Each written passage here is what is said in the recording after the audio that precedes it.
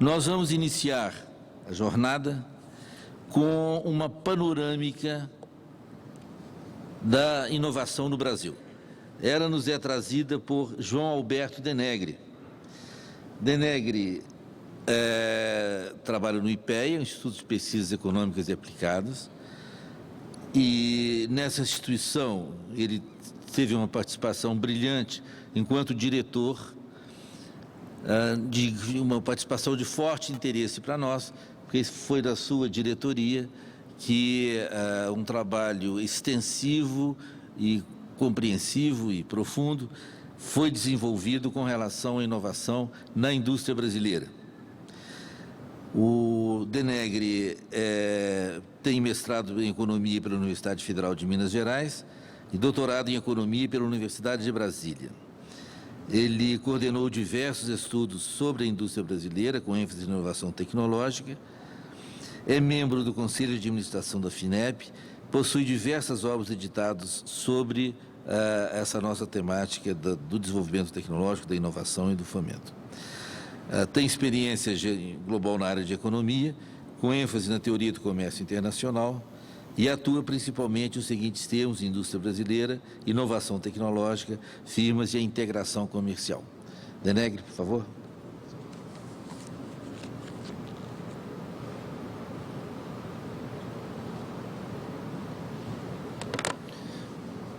Obrigado, Evandro. Obrigado à organização do encontro pelo convite.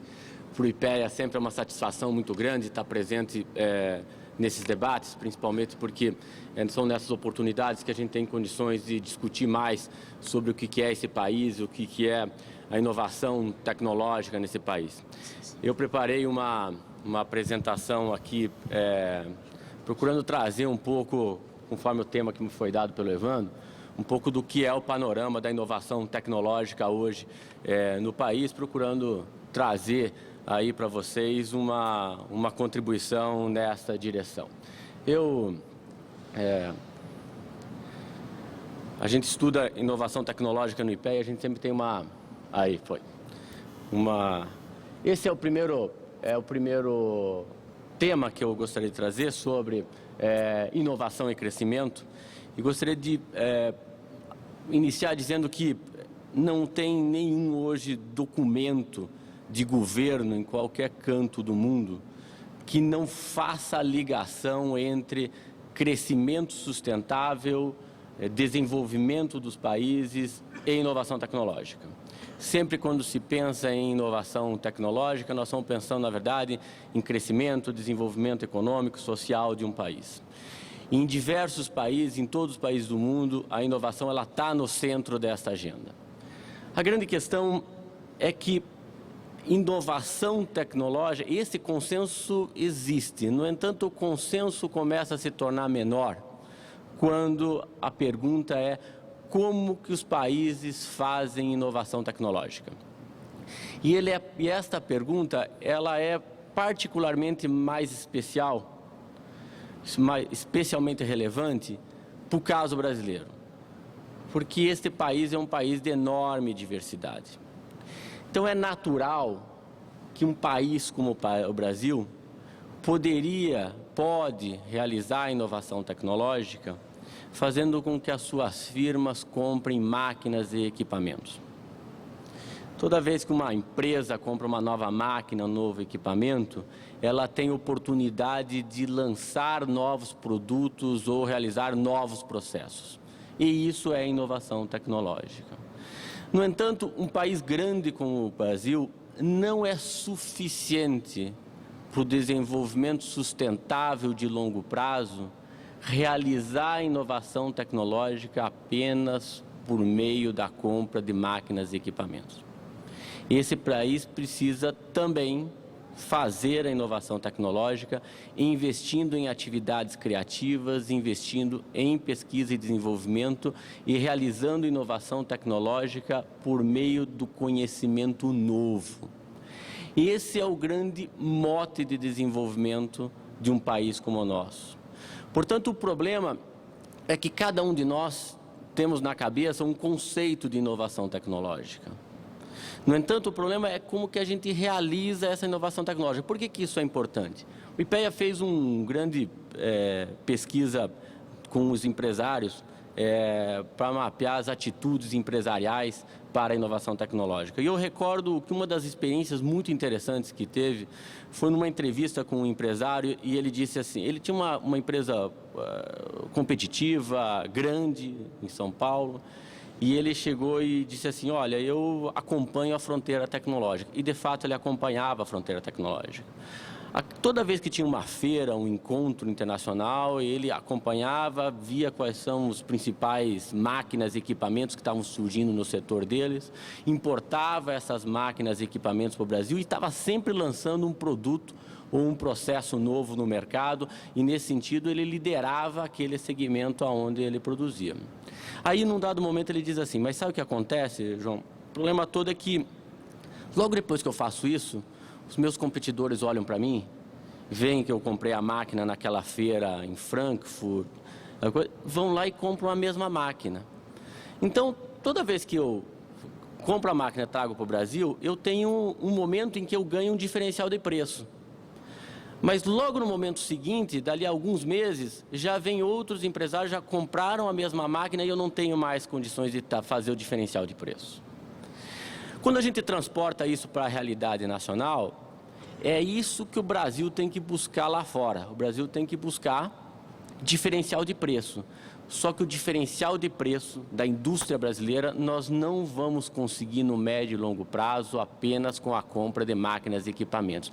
O diferencial de preço a gente consegue fazendo inovação tecnológica com base no conhecimento novo, porque este conhecimento novo é difícil de copiar.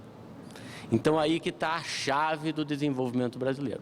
É por isso que esse primeiro slide, ele procura justamente dizer isso. Olha, inovação tecnológica está, sim, na agenda de todos os países, do Brasil e de países desenvolvidos, de países emergentes ou não. O problema é, na verdade, aquela outra pergunta, como os países fazem a inovação tecnológica? Como fazer a inovação tecnológica é que é a chave que a gente deve encontrar nesse país para ter crescimento sustentável de longo prazo, obter preço prêmio nas exportações e obter uma inserção internacional desse país melhor.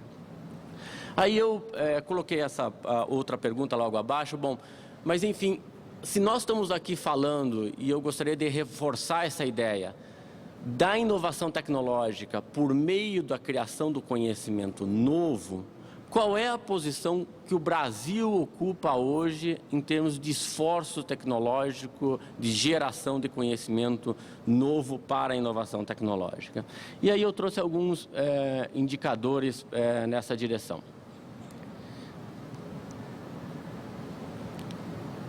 Estava falando inicialmente que quando a gente estuda aqui, primeira coisa é a seguinte, os países da OCDE investem em torno de 2,5, pouco mais ou pouco menos, na média, em pesquisa e desenvolvimento, como proporção do seu PIB. O Brasil tem diferentes contas para isso, não é fácil de fazer, mas investe um pouco mais de 1%. Então, essa é mais ou menos a relação que a gente tem. No entanto, o que me chamou muito a atenção recentemente foi observar que a China é um país que ultrapassou o Brasil nos investimentos em pesquisa e desenvolvimento como proporção do PIB, logo no início dos anos 2000. A China hoje investe quase 1,3, 1,4 do seu PIB em pesquisa e desenvolvimento. No entanto, tem uma coisa que chama mais atenção também, é que a escala de investimento da China é, evidentemente, muito superior à escala de investimento no caso brasileiro. Isso principalmente porque o PIB da China é muito grande. Então, qualquer movimentação que esse país faz é uma coisa muito maior do que a escala de investimento que o Brasil faz. Na China, existem 10 vezes mais pesquisadores do que no Brasil. E mais de 50% desses pesquisadores, segundo as estatísticas da OCDE, estão ocupados em negócios, nas empresas, sendo que no Brasil nós temos em torno de pouco menos de 25%. Esses indicadores mostram que o Brasil ele é um país que tem um investimento razoável em pesquisa e desenvolvimento. No entanto, nós estamos perdendo espaços para países importantes como a China. Eu trouxe aqui para vocês um outro conjunto de informações sobre como é que se comporta países em desenvolvimento que enviam pesquisadores, alunos em outros países. Eu chamaria a atenção um pouco aquele gráfico ali do lado.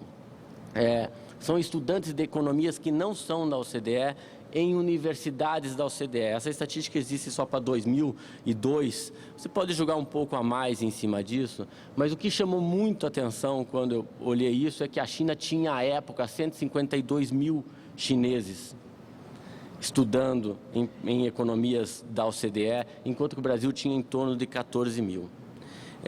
Qual é o grande recado que talvez esses indicadores tenham? Eu me lembro que, evidentemente, eu sou de uma geração mais nova, mas eu me lembro do debate quando se iniciou o debate sobre a China, que as pessoas sempre alertavam assim, que a China vai nos pegar principalmente em bens intensivos, em commodities, etc. Isso todo mundo viu ao passado recente que isso não é verdade. Os chineses migraram, estão migrando para alguma coisa mais intensiva em ciência, tecnologia e inovação, estão investindo pesadamente na geração de inovação por meio de conhecimento novo. Próximo slide também traz um conjunto de informações que eu gostaria de alertar, que diz respeito ao investimento das firmas em P&D como proporção do seu faturamento. Eu gosto desse gráfico porque ele mostra que nós não estamos tão bem quanto gostaríamos, porém não estamos tão mal quanto a gente imagina. O país ele tem um investimento significativo que as firmas industriais brasileiras fazem como proporção do seu faturamento em pesquisa e desenvolvimento, que nos coloca em uma situação relativamente intermediária do ponto de vista do desenvolvimento científico e tecnológico, do desenvolvimento produtivo.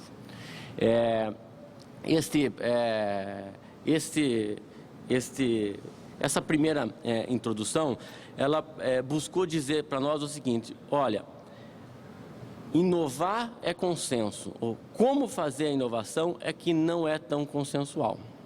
Então eu trouxe aqui também duas questões que vai guiar um pouco esta apresentação. A primeira delas diz respeito ao seguinte: quem são as empresas líderes desse país?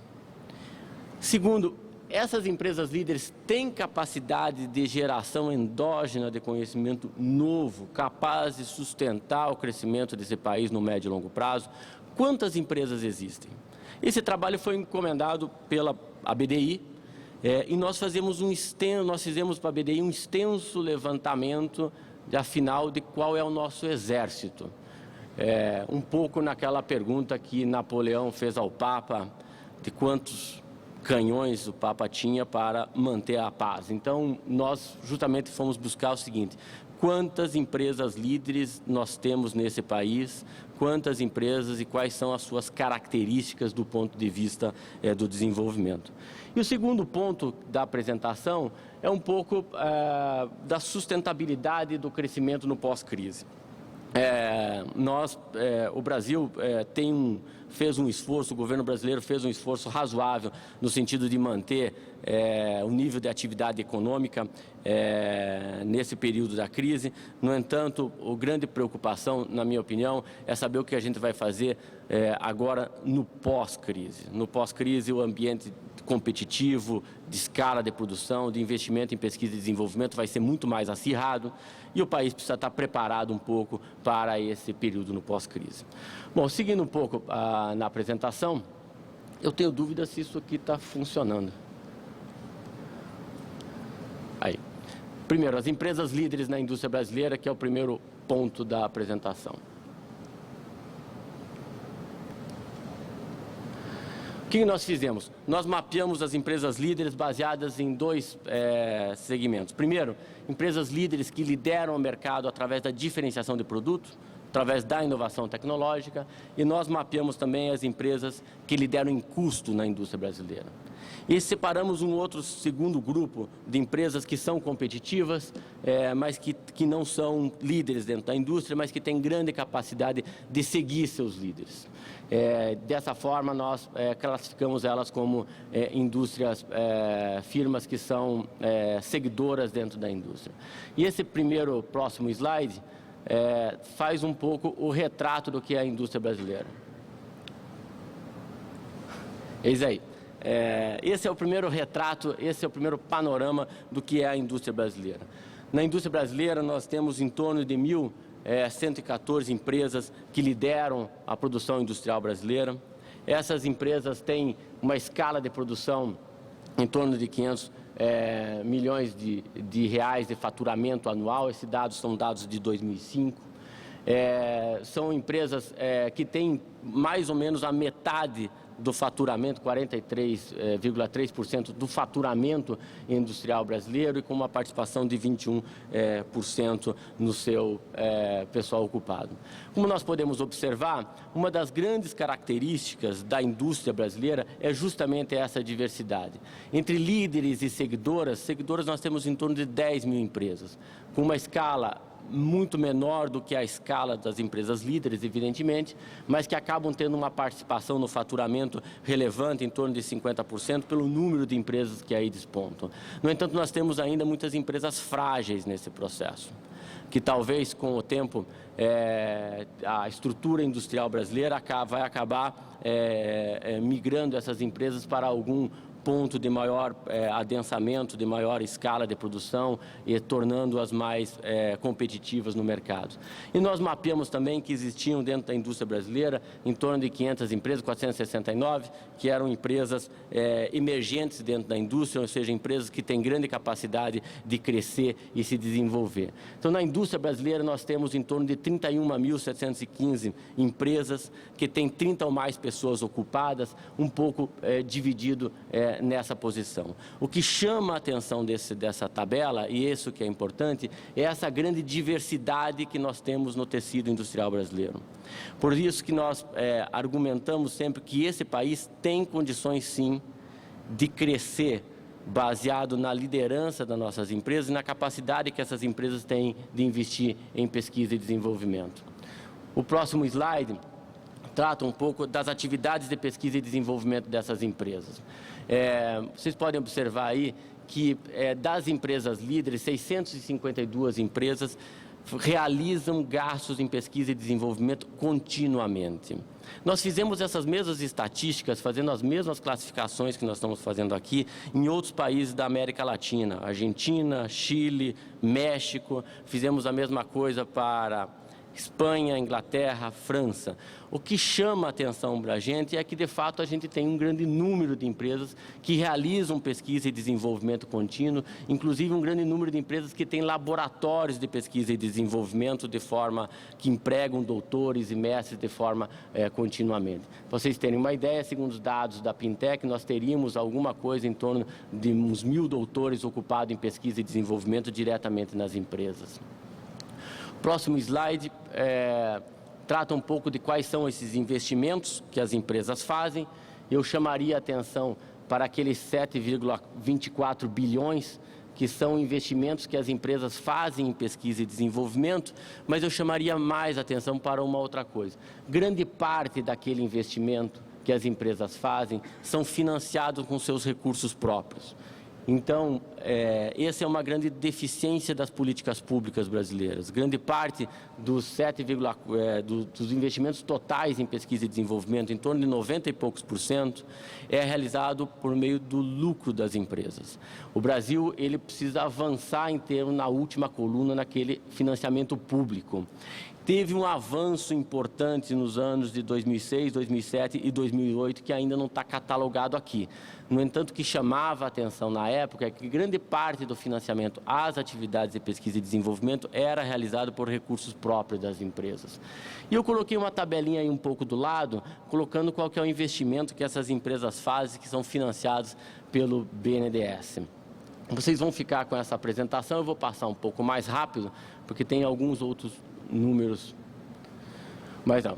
que nós fizemos no IPEA e que talvez era importante alertar aqui? O que nós fizemos no IPEA é o seguinte: nós fizemos a seguinte pergunta: se esse país de fato é um país que tem capacidade de crescer de forma sustentável, investindo em atividades novas, atividades criativas, a pergunta é: as atividades de pesquisa e desenvolvimento das empresas, elas de fato conduzem a um crescimento maior do país?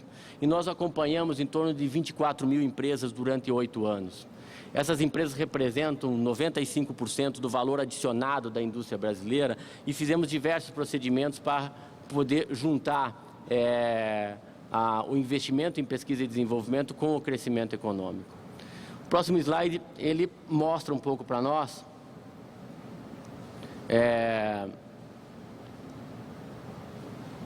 quais são os resultados. Próximo slide, isso. O que nós fizemos aqui, pessoal? Nós fizemos o seguinte: nós classificamos as empresas em crescimento inferior, médio inferior, médio superior e superior. O que chama de fato a atenção aqui essas são as empresas que mais cresceram no período de 1996 a 2006. Nós fizemos isso em relação ao setor da empresa. Então, vocês observem o seguinte, chama a atenção as duas últimas colunas. Observem que tem uma escadinha ali na escolaridade da mão de obra, que é a penúltima coluna, e a última coluna, que é a porcentagem que a empresa investe em atividades de pesquisa e desenvolvimento. O que nós encontramos? Nós encontramos que as empresas que têm crescimento superior na indústria brasileira são aquelas que mais investiram em pesquisa e desenvolvimento, em inovação, e são aquelas que têm a escolaridade da mão de obra dentro das empresas maior.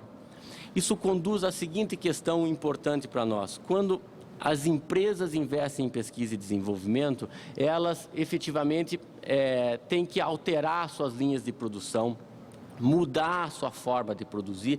Isso conduz as empresas a investir mais em capital físico. Então, nós fizemos a seguinte pergunta: ora, quem é que mais está investindo dentro da indústria brasileira? E nós classificamos as empresas em 3 grupos dentro daquelas lá. Firmas que fazem investimento contínuo em P&D, firmas que fazem investimento em P&D eventual e firmas sem pesquisa e desenvolvimento. E a nossa surpresa foi que as firmas que investem em atividades criativas, investem em pesquisa e desenvolvimento, também são aquelas que mais realizam investimento em capital físico. Para vocês terem uma ideia, o número mostra que, em termos de investimento em capital físico por trabalhador, as empresas que têm investimento contínuo em P&D investem mais do que o dobro que as demais empresas. O próximo slide mostra um pouco, então, a nossa hipótese e o que a gente gostaria de comprovar. A gente gostaria de dizer o seguinte: olha, nós acreditamos que tem uma relação de causalidade entre fazer esforço em gerar conhecimento novo para realizar inovação tecnológica e aumentar o nível de investimento em capital físico dentro da indústria brasileira. Por quê? Porque toda vez que uma empresa investe em atividades criativas, gera novos produtos, novos processos, ela precisa reformular sua linha de produção, investir mais em novas máquinas, equipamentos, treinar sua mão de obra para aquele novo produto, investir inclusive em como vai fazer a introdução desse novo produto, novo processo no mercado. Desta forma, nós encontramos que há uma relação de causalidade e toda empresa que faz esforço contínuo em pesquisa e desenvolvimento, ela investe em torno de 17% mais em máquinas e equipamentos e em capital físico. Essas empresas, elas também cresceram 21% a mais do que aquelas que não investiram. Portanto, o grande recado que a gente gostaria de trazer aqui, que o Brasil, ele é um país de especialização técnica e produtiva intermediária, mas a estrutura produtiva brasileira e o Sistema Nacional de Inovação no Brasil impulsiona, faz com que as empresas que investem em pesquisa e desenvolvimento tenham um crescimento mais acelerado. Portanto, a grande questão para esse país não basta fazer inovação tecnológica através da compra de novas máquinas, novos equipamentos. A inovação tecnológica que esse país tem que buscar para ter crescimento de longo prazo é o investimento em atividades novas, em que geram conhecimento novo e que se traduz, portanto, em novos produtos e novos processos. O próximo slide, então, trata um pouco da questão da sustentabilidade do crescimento no pós-crise. Se pudesse passar o próximo slide, eu trouxe aqui algumas coisas. O Brasil não tem um acompanhamento sistemático do que está acontecendo conjunturalmente do ponto de vista da inovação na indústria brasileira. Isso, quando estourou a crise, nos causou um grande problema, porque nós, evidentemente, não sabemos o que está acontecendo. Nós sabemos o que está acontecendo com o nível de capacidade instalada, nós sabemos o que está acontecendo com o emprego, nós sabemos o que está acontecendo com o índice de preços, nós sabemos com vários índices de preços que existem, nós sabemos o que está acontecendo com as importações e com as exportações. No entanto, nós não temos um acompanhamento sistemático do que é a inovação tecnológica no país e como que a crise afetou a inovação tecnológica. Então, eu fiquei o IPEA ficou muito animado quando a BDI nos procurou dizendo o seguinte: olha, esta crise trouxe para nós algumas lições e que a gente deve contornar. Nós temos que, de fato, criar um sistema de acompanhamento sistemático, de 3 em 3 meses, 4 em 4 meses, periódico, sobre o que está acontecendo na indústria brasileira do ponto de vista da inovação. Por quê? Porque pode ser que uma grande parte do que a gente ganhou no período recente possa estar sendo relativamente enxugado durante esse período de crise. Veja assim, a minha geração de economistas, quando eu comecei o mestrado, doutorado, todo o debate na academia era sobre estabilidade, problemas de instabilidade, controle de inflação. E a minha geração nunca pegou os anos 70 de crescimento econômico, onde que se debatia, os anos 50, 60, 70, onde que se debatia grandes metas de desenvolvimento do país. Minha geração, a gente conheceu isso através da leitura dos livros que estavam lá atrás. Quando chegou nos anos 2000, e que a gente começou a ter uma trajetória de crescimento relativamente mais acentuada e com uma perspectiva boa de ter crescimento sustentável, toda a literatura ela passou a mudar e a gente começou a discutir temas relevantes que a gente está discutindo hoje. Inovação tecnológica, investimento, capacidade instalada, infraestrutura, problema energético, temos que investir na questão energética para dar... São temas que vieram à tona dado esse momento de crescimento que a gente viveu a partir dos anos 2000. E neste período, as empresas, os empresários brasileiros estruturaram e reestruturaram o seu sistema de inovação dentro das empresas. Investiram mais em pesquisa e desenvolvimento e criaram ativos que são ativos intangíveis, que são conhecimento. Quando nós fomos pegos pela crise, no final do ano passado, o grande problema é que a gente não sabe o que está acontecendo mais a fundo na indústria brasileira hoje e se isso de fato está sendo desestruturado ou não. Porque qual que é o grande problema? O grande problema é que se isso for desestruturado, nós vamos ter um problema na retomada do crescimento. Quando o mundo começar a crescer de forma mais acentuada novamente, quando esse processo de crise que parece ter amenizado, parece ser estabilizado a queda, mas quando isso começar a retomada, o ambiente competitivo, senhores, vai ser muito mais acirrado. As escalas de produção vão ser maiores no mundo. Os ativos tecnológicos das empresas vão se reestruturar e os países desenvolvidos não estão reduzindo seus níveis de investimentos em atividades criativas e em pesquisa e desenvolvimento. Essa é a grande preocupação que a gente tem que ver hoje do ponto de vista da retomada. Então, eu estou tentando trazer aqui um pouco para vocês duas perguntas. Primeiro, é fazer um diagnóstico que, como a gente não tem indicadores sobre inovação tecnológica do que aconteceu nos últimos 6 meses, eu só queria alertar para alguns pontos que eu acho que é importante a gente pensar. Então, eu usei o indicador de emprego para trazer esse debate aqui para a gente. E o segundo ponto é, afinal, o Brasil dispõe de instrumentos para atuar frente à crise? Essa que é a segunda pergunta que eu gostaria de alertar. Então, o próximo slide, pode seguir o próximo. Esse é um pouco o debate, que eu acho que é a questão principal, que é, na verdade, de você saber se as empresas, é o terceiro ponto ali, se as empresas estão ou não desmontando. Essa palavra é um pouco forte, tá? Mas eu queria dizer assim, saber ou não se essas empresas, dado o acirramento da crise, se estão ou não reduzindo, desmontando, desarticulando o seu core de geração de conhecimento. Alguém chega e diz assim, por que o empresário brasileiro tem um comportamento diferente do empresário lá fora? Não tem, na minha opinião. Na minha opinião, não tem. A grande questão é que quando você está na Europa, Estados Unidos, países desenvolvidos, existe um aparato de políticas públicas que está dando sustentação às atividades criativas dentro das empresas, principalmente financiando pesquisa e desenvolvimento. Então, nos momentos de crise, não há desarticulação desse processo. Mas no caso brasileiro é diferente. Como eu alertei lá atrás, no ano de 2005, ou seja, isso melhorou um pouco, mas no ano de 2005, 90 e poucos % do financiamento à atividade de pesquisa e desenvolvimento era realizado com lucro das empresas. Em qualquer momento de crise, é razoável, é racional que o empresário fique preocupado o seguinte, amanhã eu quero saber onde é que eu vou vender meu produto. Então, talvez eu precise enxugar onde é possível enxugar.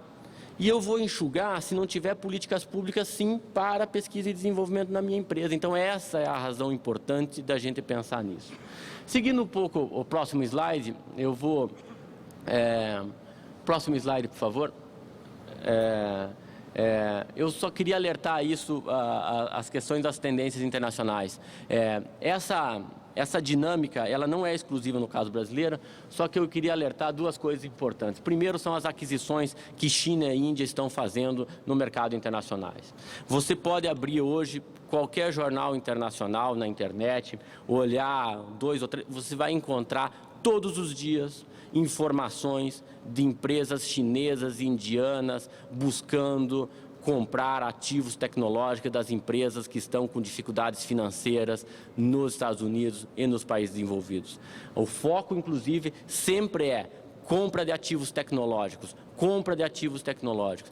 Este país, o Brasil, tem condições de fazer isso e tem condições de sair às compras no mercado internacional.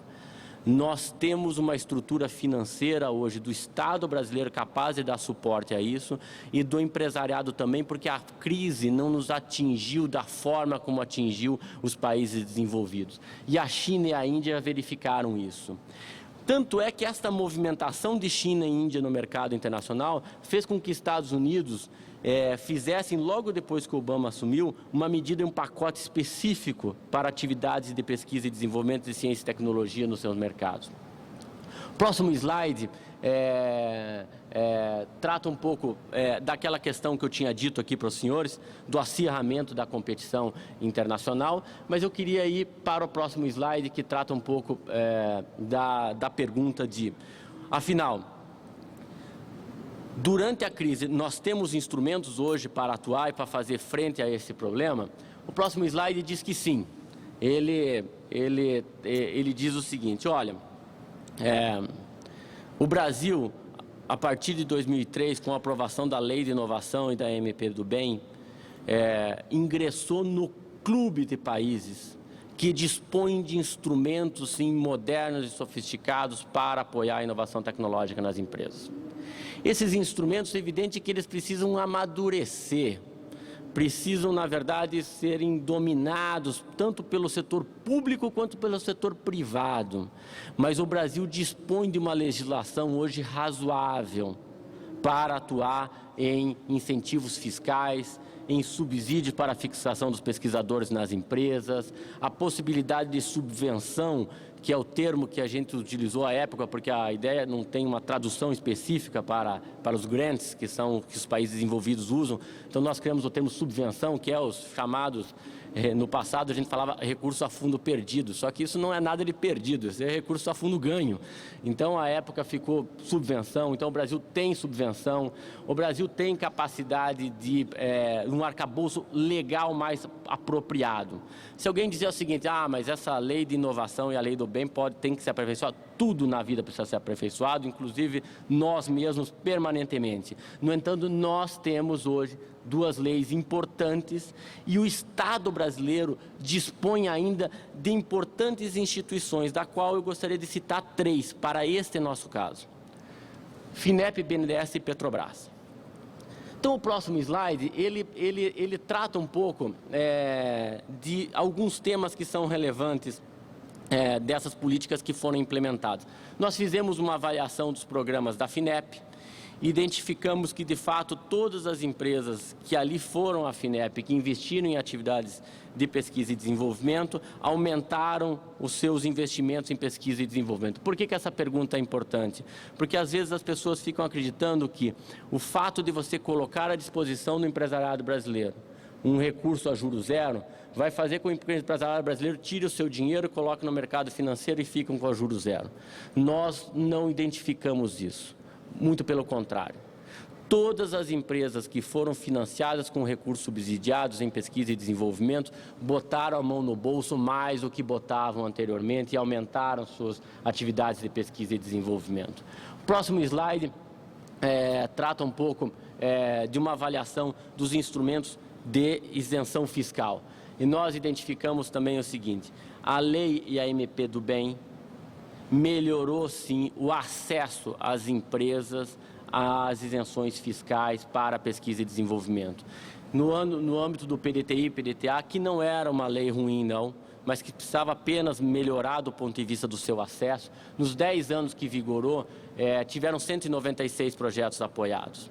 Nos 3 ou 4 anos dos 2 ou 3 anos de vigência da MP do Bem, 2006, 2007, 2008, exatamente 3 anos, nós temos hoje cerca de 320 empresas que estão acessando os mecanismos de incentivos fiscais à Lei do Bem. Não adianta a gente pensar que vai ser muito mais do que isso. Nós vamos chegar no máximo a umas 600 empresas, no máximo, entre 500 e 600 empresas, que é para isso que servem esses instrumentos. O próximo slide, ele trata um pouco, então, vou passar muito rapidamente falando sobre a atuação da FINEP, BNDES e Petrobras, só para dizer um pouco os principais números. E a gente chegar lá ao final, vou defender que a gente deve ter uma ação articulada dessas 3 instituições do Estado brasileiro. Esse daqui são o total de empresas que já são apoiadas pela FINEP. São 1.132 empresas que foram apoiadas no período de 2005 a 2008 e nas suas várias modalidades, interveniente, reembolsável e subvenção. O próximo slide mostra um pouco para a gente que a carteira da FINEP, ela é uma carteira diversificada. Nas suas linhas intervenientes destacam-se as grandes empresas, na subvenção destacam-se as pequenas empresas e talvez você tenha um conjunto menor das grandes empresas que deveriam estar dentro da FINEP e que hoje não estão, como nós vamos mostrar um pouco mais lá na frente. Mas essas são as características da carteira da FINEP. O próximo slide mostra um pouco, eu vou deixar esse slide para vocês, mostra um pouco as características das empresas que são financiadas e não financiadas pela FINEP. Mas o próximo slide, pode passar o próximo, por favor? Pode passar o próximo. O próximo, por favor. Atuação do BNDES. Nessa primeira tabela mostra o tamanho e a dimensão do que é esse banco brasileiro. No ano de 2006, foram financiadas 26 mil empresas com valor de contratos de aproximadamente 57 bilhões. Se nós pegarmos apenas as empresas com 30 mais pessoas ocupadas, que ocupam em torno de uns 50% daqueles 57 bilhões, nós teríamos 3.435 empresas. O próximo slide mostra um pouco quais são... pode passar um pouco mais rápido isso. Esse daqui é uma tabela em que foram mapeadas quais são as características das inovações nas empresas que estão sendo financiadas pelo BNDES. O que chama a atenção, na verdade, é o próximo slide, que diz o seguinte: o BNDES tem em carteira as grandes empresas que realizam cerca de 1/3 do investimento de pesquisa e desenvolvimento nesse país. Essas empresas, a escala de investimento em pesquisa e desenvolvimento é maior do que a média das empresas que são financiadas pela FINEP. O próximo slide trata um pouco da atuação da Petrobras. Eu trouxe esse próximo gráfico, eu trouxe para o Evandro Mirra. Como ele gosta muito de engenharia, pode passar para o próximo slide. Esse gráfico, ele é super interessante. Eu mostrei isso ao Evandro certa feita, dizendo o seguinte: Evandro, olha, 39% dos engenheiros que têm carteira assinada neste país estão ocupados em firmas que são fornecedoras da Petrobras. Então, 29.276, para não mentir, engenheiros que têm carteira assinada nesse país, que estão constam da declaração da RAIS, estão empregados em firmas que são fornecedoras da Petrobras. Então, o impacto dessa empresa, das compras da Petrobras na indústria brasileira, ele é muito grande. Podemos passar para o próximo slide, um pouco da ideia da atuação do governo frente à crise. O próximo slide, então, diz o seguinte, pode passar. Aqui nós temos, esses são dados de 2007, estimativas do IPEA, tá? Isso aqui é estimativa, não é dado de IBGE ou de qualquer outra coisa, são estimativas do IPEA. Eu chamaria a atenção para a estimativa dos gastos em 2007. A estimativa do IPEA é que em torno de 6 bilhões dos investimentos em pesquisa e desenvolvimento que foram realizados na indústria brasileira em 2007, foram realizados por empresas que têm 500 ou mais pessoas ocupadas. E eu fiz um gráficozinho aqui para vocês, dizendo o seguinte: aonde que estão essas empresas? BNDES, Petrobras, FINEP. Aqui vocês encontrarão das 697 empresas, em torno de 580 e poucas empresas que estão aí dentro dessa carteira. Estou encerrando. Por fim, esse é o último slide, que trata um pouco qual que seria a sugestão que a gente gostaria de trazer aqui, que eu acho que é importante que esse fórum discuta.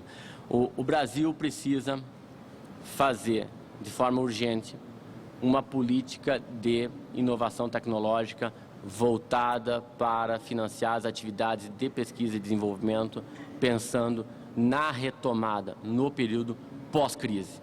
Nós não fizemos esse dever de casa, tá? Acho que fizemos bem o dever de casa para atuar frente à crise nas questões emergenciais, porém não fizemos o dever de casa ainda para atuar pensando no pós-crise. E esses daqui seriam algumas diretrizes que talvez seriam importantes. O que eu queria trazer aqui para vocês é justamente, primeiro, uma articulação entre BNDES, Petrobras e FINEP, que eu acho que é importante, principalmente porque os investimentos no pré-sal vão continuar, por isso que Petrobras está aí. Ela estaria focada em financiamento à pesquisa e desenvolvimento e a necessidade de você recompor um orçamento em torno de 3 bilhões para investimento nessas atividades, com o compromisso de que as empresas mantenham ao longo de 2 anos os seus investimentos em pesquisa e desenvolvimento que elas realizavam anteriormente à crise. Isto sim prepararia o país para o período do pós-crise e para o processo de retomada. Peço desculpa pelo estendido aqui, infelizmente a apresentação ficou um pouco longa demais, mas eu agradeço a atenção de todos. Obrigado.